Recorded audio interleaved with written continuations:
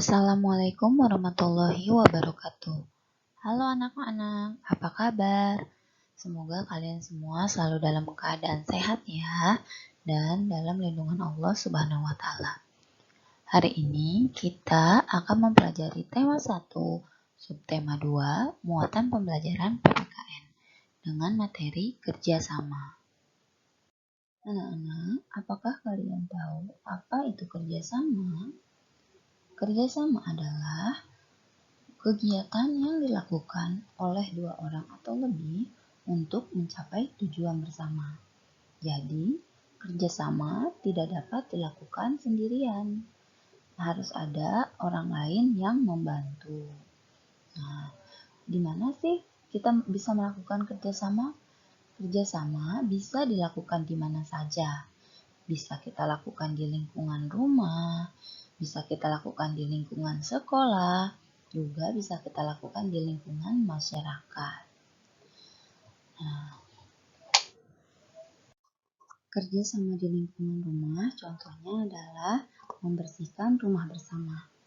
Misalnya, ibu sedang mengepel, ayah membantu ibu menyapu, kalian membantu ibu mengelap kaca atau mengelap meja.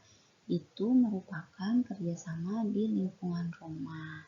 Kenapa kok disebut kerjasama di lingkungan rumah?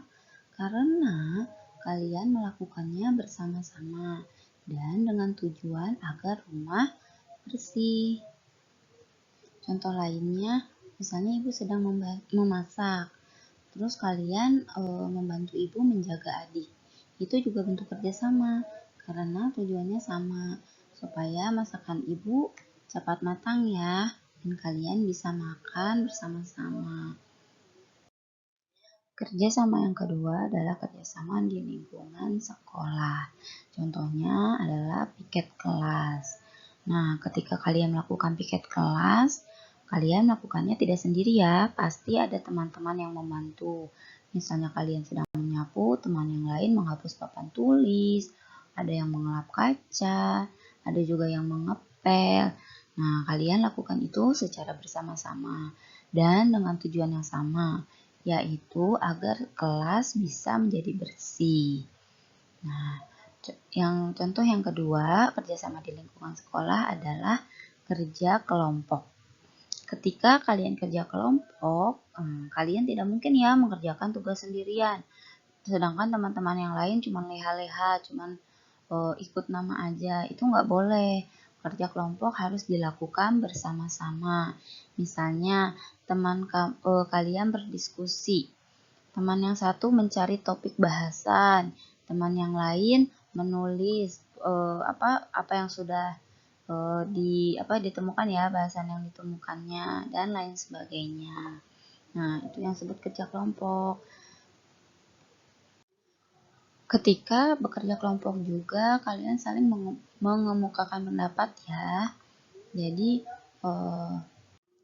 lalu mendiskusikannya, menuliskan hasilnya dalam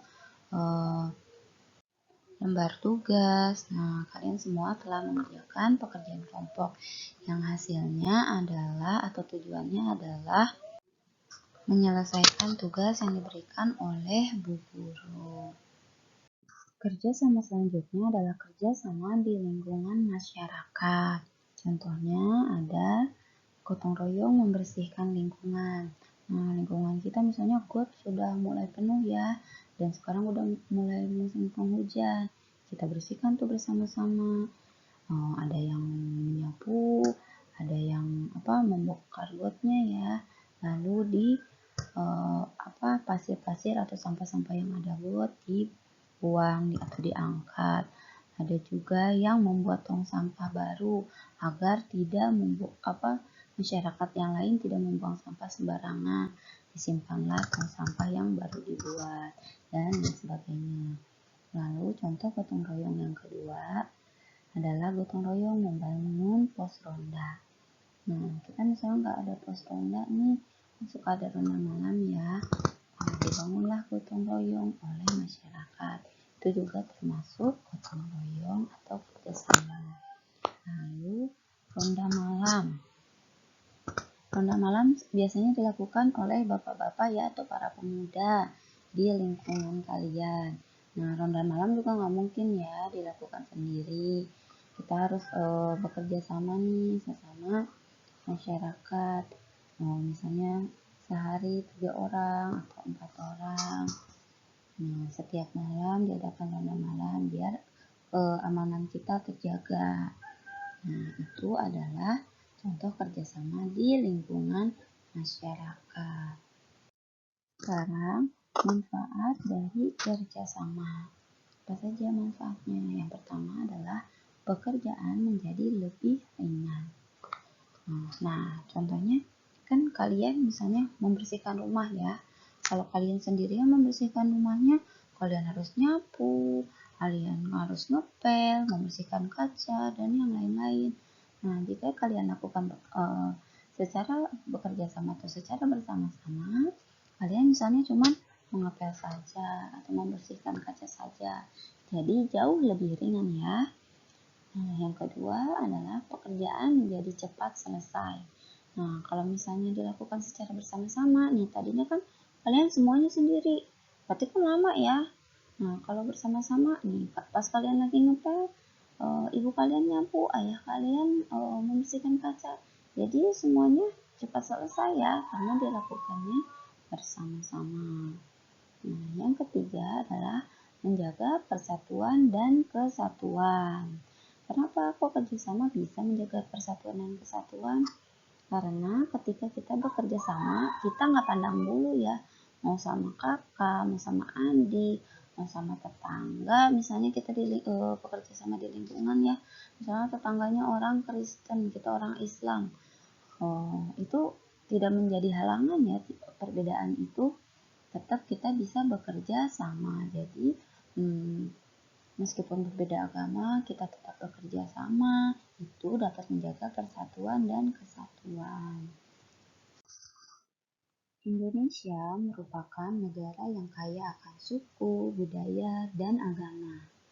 Dengan menghargai perbedaan dan menumbuhkan sikap toleransi, kita dapat bekerja sama dalam perbedaan.